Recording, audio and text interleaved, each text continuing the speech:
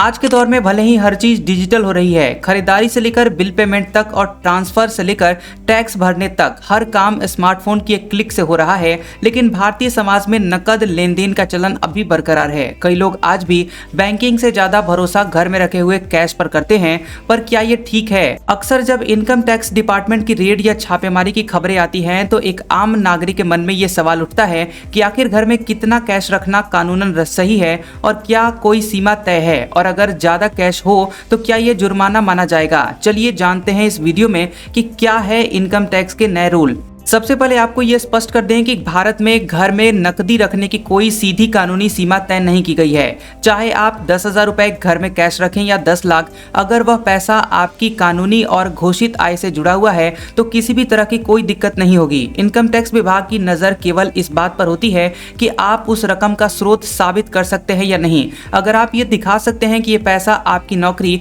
आपके व्यवसाय, आपकी प्रॉपर्टी बिक्री, गिफ्ट या फिर किसी अन्य वैध ट्रांजैक्शन से आया है, तो आप चाहे कितनी भी नकदी घर में रख लें, इससे कोई फर्क नहीं पड़ता और कोई इसको रोक नहीं सकता और आपको कोई जेल में नहीं डाल सकता। अगर इनकम टैक्स डिपार्टमेंट छापेमारी करता है तो आपके पास बड़ी मात्रा में नकदी मिलती है, लेकिन उसका स्रोत आप नहीं बता पाते हैं कि आप ये पैसा कहां से लाए हैं और आपके पास इतना पैसा आया कहां से, तो ये मामला अघोषित आय यानी अनअकाउंटेड मनी में बदल सकता है। ऐसे मामलों में विभाग आपके खिलाफ कार्रवाई कर सकता है, जुर्माना लगा सकता है या फिर टैक्स रिकवरी शुरू कर सकता है। यानी कि बात कैश रखने की नहीं बल्कि उसके सोर्स की होती है। अगर आप अपने पास रखी नकदी का हिसाब देना चाहते हैं तो आपके पास ये सारे डॉक्यूमेंट्स जरूरी हैं।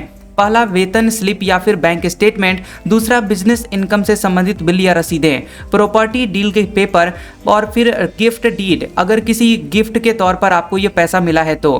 टैक्स रिटर्न में घोषित आय के साक्ष्य।